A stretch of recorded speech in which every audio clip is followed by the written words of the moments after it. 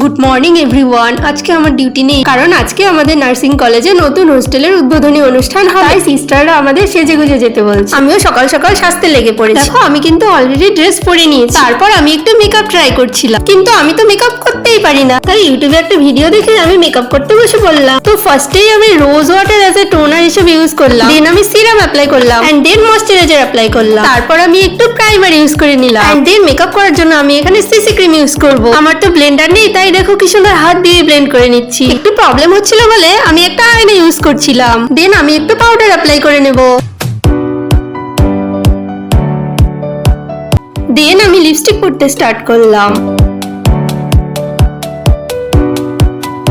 দেখো, আমি কিন্তু পুরো রেডি হয়ে গেছি, শুধু চুলটা বাঁধিনি।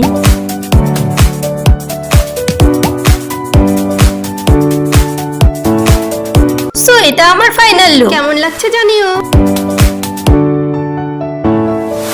টিফিন বক্স, জলের বোতল নিয়ে নিলাম। দেন আমি গাড়ির জন্য ওয়েট করছি। ফাইনালি আমি কলেজ চলে এসেছি। সো এটা কিন্তু আমাদের নতুন হোস্টেল।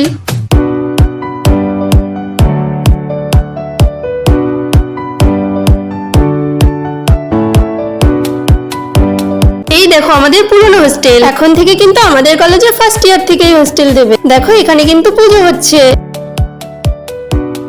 আমাদের কলেজের উদ্বোধনী অনুষ্ঠান উপলক্ষে পার্থপ্রতিম রয় এবং এমএসভিপি স্যার এসেছিলেন।